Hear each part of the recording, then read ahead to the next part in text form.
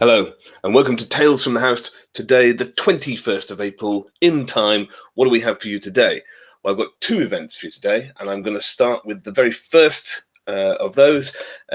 Today, on April the 21st, 1918, the Red Baron was shot down and killed. Yes, that's right. I'm sure that we've all heard of this guy. No trouble at all. Here we are. This is his famous plane. Although I have to say, it wasn't the plane he always flew. This was only the plane he flew in the last sort of year and a bit of his career. He flew lots of other planes, and I'll tell you all about it now. And this is the Red Baron. His real name is Manfred von Richthofen. And this is who we're talking about. Killed, shot down today, 21st of April, 1918. But he wasn't always an airman, no. He began in World War I as a cavalryman. But this obviously became obsolete very quickly with the development of trench warfare, and he ended up being a dispatch runner and a field telephone operator, all of which he declared made him very bored. And it wasn't until he saw a German plane sat behind the lines of his own trenches one day and examined it and walked around it that he became mesmerized and thought, that's what I want to do. So he filled in an application form to transfer to fly the planes or to be involved, and reportedly wrote on his application, I did not join to collect eggs, and I want to transfer to this to do something more worthwhile. Surprisingly, after that flippant attitude, his application was accepted, and he did transfer, and off he went.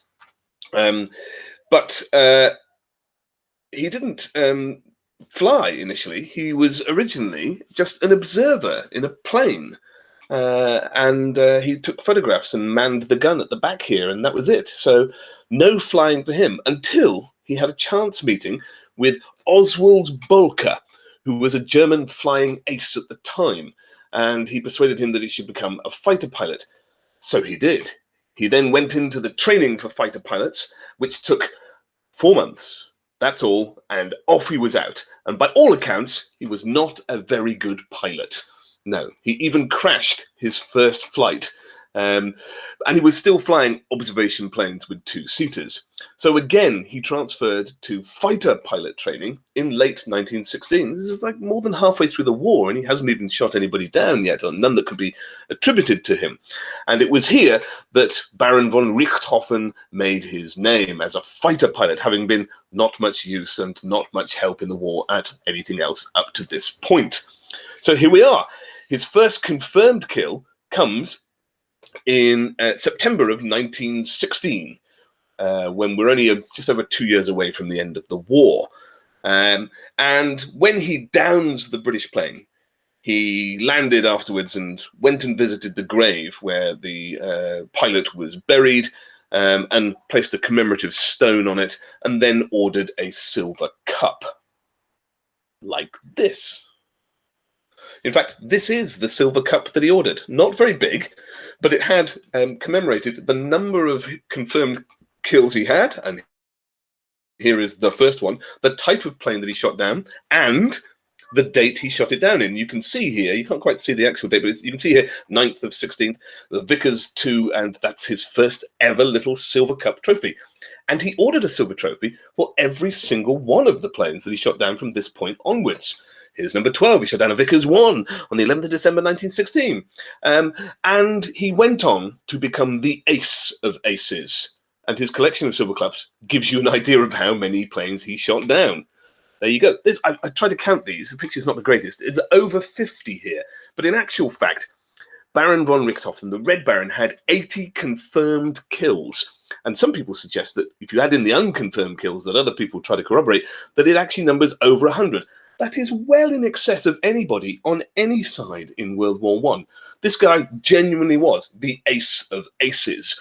And it's no wonder, therefore, that everybody has heard of the Red Baron. But where does the word ace come from? Well, it comes from the French. They originally created this phrase, and in French it was le as. And it was a propaganda in creation. to sort of make heroes for soldiers struggling in the trenches. And they were presented as this sort of chivalrous knight from a bygone age doing gentlemanly combat in the skies with each other. The British used a different term. We used star turns. Doesn't have the same ring as ace, does it? And the Germans used a different term as well. Their term for a fighter ace was an Überkanonen, or Überkanonen, which means top guns. Yes, I know, we've heard of that before.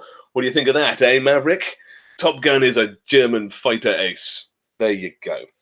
So initially, to be a fighter ace, you had to shoot down 5 enemy planes, and they had to be confirmed. And that usually meant that they had to land on your side so that they could be confirmed, and you had to have a witness that declared it was you who fired the shot that downed it. Obviously, there are going to be some that get downed on the other side, and they may not get counted. So initially, it's 5 to become an ace. And all the German aces were trying, all the Überkanonens, the top guns, were trying to chase this. This is the German Order of Merit, which was one of the highest awards you could get. And it was first awarded to the pilot Max Immelmann, who is an equally famous pilot. He invented sort of some of the early tactics of dogfighting, Max Immelmann. And one of them was to have your plane go high up in the sky and twist until it almost stalls and starts to fall, and then you turn, you come back out on it, and you're into this dive back down onto your enemy, which was a terrific turn that was really hard to counter. You had to flee at the turn instead of following Immelmann up into this. Today, the turn has somewhat changed because aircraft are faster, and so they can fly along and they go up like this, and then round, but they flip at this point, and it's sometimes called a wing over or a hammerhead these days. But Max Immelmann, I assure you, is famous in combat flying, and he was the first person to be awarded the Order of Merit, and you can see what it looks like here. And it got the nickname among German pilots after this, the Blue Max, after, well, also its color, but Max Immelmann. And all German fighter aces were chasing the award of the Blue Max, including George Peppard in the film in 1966, which is precisely about this, a German pilot who is solely obsessed with trying to earn the Blue Max. Now, originally, to earn a Blue Max, you had to shoot down 8 enemy aircraft. So these were the aces of the aces in the war. But that gradually rose the standard, and you had to shoot down 16, and then by the end of the war, you had to shoot down 30 enemy planes to be awarded the Blue Max. So this is quite an achievement to shoot down that many and still survive yourself. In any case, in January 1917, Richthofen received his Blue Max for reaching the target of 16. Now remember, he shot down 80 or more. And after he received his Blue Max, he took command of the his own squadron, number 11 fighter squadron, which became, under his command, the greatest fighter squadron in the German Air Force. By the end of the war, they had 350 kills. They had 20 aces within their ranks, and they only lost 350 kills, remember? They only lost 17 pilots. That is a phenomenal fighter unit, and I think anybody would be, thrilled to have that unit within them. This unit then got amalgamated with 4 other fighter units that the Red Baron commanded, and that was given the nickname the Flying Circus, because they were sent to different points of the front where Allied aircraft were causing trouble, and they would pitch their tents and run up, and then they'd be in the skies. And it's only really at this point that Richthofen decides one day, for no particular reason, to paint his plane completely scarlet so that he could be seen. Although his tactics were very conservative. He would fly with his back to the sun from a great height down on planes so that they couldn't see him. And this is how most of his kills were recorded. He also had, developed the concept of having a wingman with you and somebody at the rear, and this sort of attacking formation that you see right the way through to Star Wars. And Darth Vader with his wingmen, but you see that all the time. So a lot of the stuff that we understand about plane combat evolves at this point in time. But the record of number 11 Fighter Squadron is truly amazing, and the Flying Circus is equally amazing. He was, of course, injured. I mean, it'd be remarkable if he wasn't, but in July 1917, he was injured quite severely. It blurred his vision, and he nearly crashed, but he sort of regained consciousness enough to pull up at the last moment.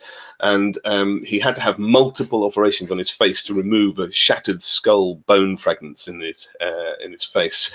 And this is a picture of the Kaiser visiting him after this. You can see Richthofen's bandaged head. Some people suggest he was never quite the same as this, because he was always a cautious pilot. And remember, they described him as not very good when he first began to fly the two-seater observation planes. In any case, it was within a year that he ends up being shot down today, 21st of April, 1918, by a novice Canadian pilot. He had, Richthofen had become obsessed with chasing somebody, and this is also something that you get in war, that people become obsessed with a target and won't let go of it, and this target was escaping, and they shut out all else, and they miss threats that are coming at them. So he's chasing this target, and they end up going very low across the ground, flying at very high speeds, and he fails to recognize, which is completely uncharacteristic for him. He fails to recognize a Canadian plane coming in behind him to try and relieve the guy he's chasing.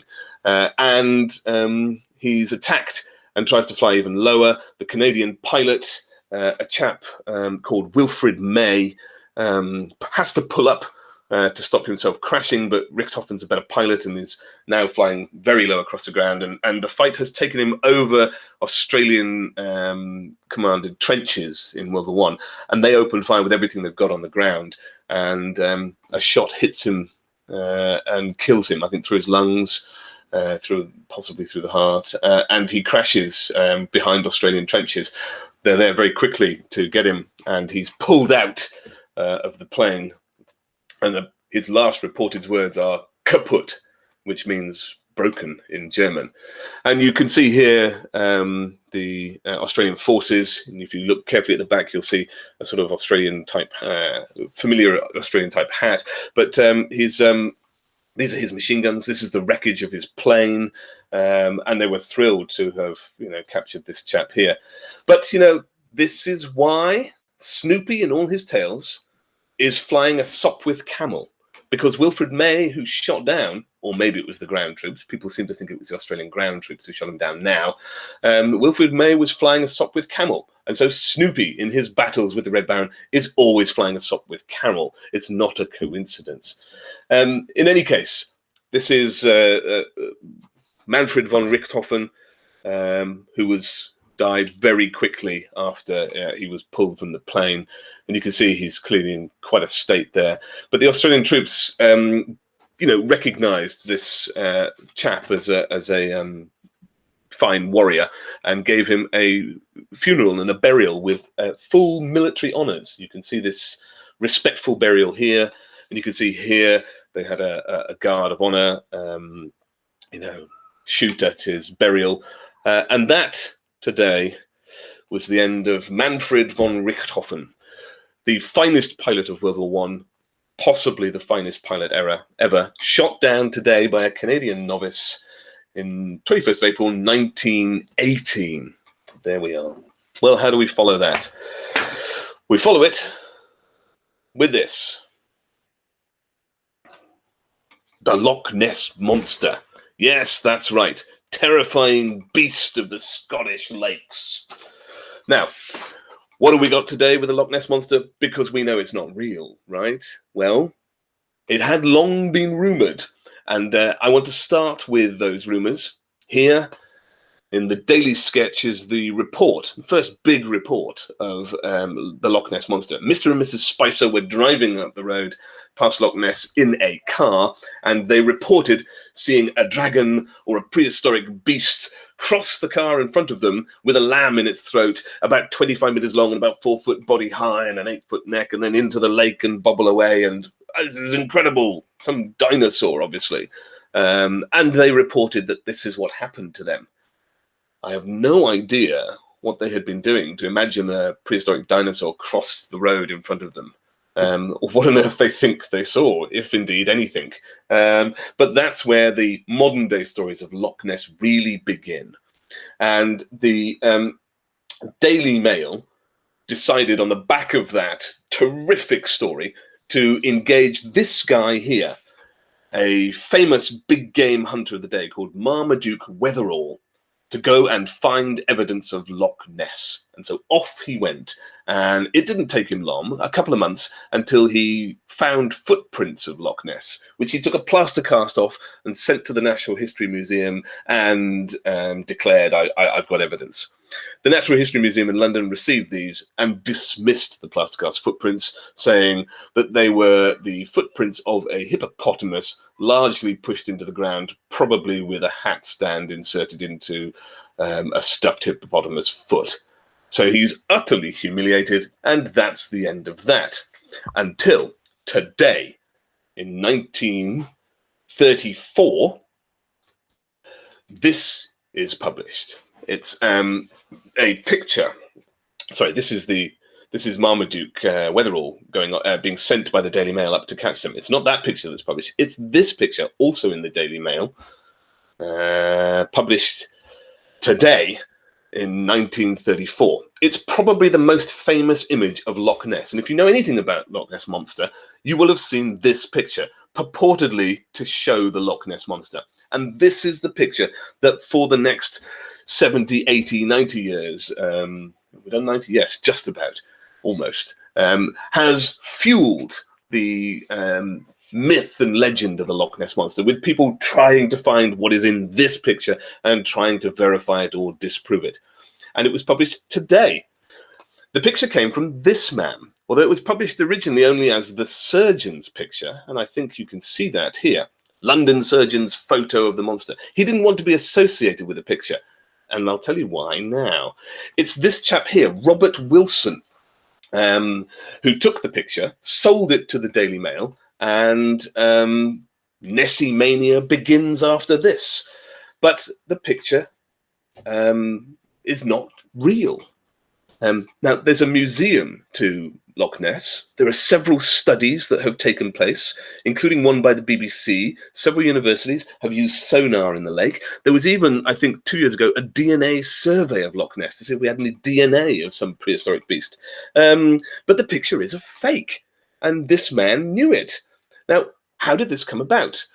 Well, what happened is that Marmaduke Wetherall, being humiliated by the Daily Mail with his hippopotamus feet being dismissed by the Natural History Museum, they decided to try and get their own back on the Daily Mail for humiliating him. So it was his son and his son-in-law, Wetherall's son and son-in-law, who concocted a plan. And the plan was to get this picture, and they made it. They made it with a submarine, a toy submarine, bought from Woolworths, and then with wood putty, they sculpted a neck and a head, and they placed it in the lake at this place here, a tea room called Halfway House on the new road to Inverness, I think. It was on to Inverness. Anyway, the new road next to Loch Ness, there's a little tea house, or there was, called Halfway House. And they stopped here and they put it in. It's only about this big. And they put it in and took some photographs. And they were almost caught by a water bailiff. Who'd ever heard of a water bailiff? I don't know what they were stopping either. Perhaps you need a fishing permit or something. Or you're not supposed to tip waste in. I don't know. In any case, not wanting their plan to be rumbled with this toy that they'd taken a photograph of, Wetherall's son put his foot on it and squashed it into the mud and into the water and broke it, and that was the end of that. They then gave the photographs to Robert Wilson, who took it to Inverness and got it, the photographic plates, got them developed and sold them to the Daily Mail. And the whole idea was a hoax to deliberately embarrass the Daily Mail, just like they had embarrassed Marmaduke Wetherall. And that's how the legend of Loch Ness was really popularized. A complete fake. Now, it was actually realized and revealed as a fake in the Sunday Telegraph in 1975, but no one paid any attention to the article. And it wasn't until a book was published in 1994 that it was, became widespread knowledge that this had been a fake photograph. So there'd been a lot of conjecture on it over the years, and I'm sure it's a picture that we've all seen. It's often presented as the first proof of Loch Ness. But what a waste of time and money that subsequently ensued. All those universities, all those super deep sonars, the BBC, our taxpayers' money was wasted on trying to find this stupid thing. But, you know, it didn't work. It didn't particularly humiliate the Daily Mail, this fraud. It didn't stop Loch Ness rumours. They still go on today. People just want to believe in a bit of an X-Files sort of way, don't they? So there you are. The Loch Ness Monster doesn't exist. I suppose if you really want to find it, you could go to the location of this place, the Halfway House. And there, I think you could probably try to find the little toy Woolworth submarine and the wood putty head. That may not have survived. And that's probably the closest you're going to get to the Loch Ness Monster. But you could do it, and no one's found that yet. In any case, that's your lot. Down here to subscribe, down here yesterday for Rocket Man, and I can't remember what the other thing is. It'll say down there anyway. I'll see you tomorrow for the 22nd of April. I hope you like that. Bye-bye.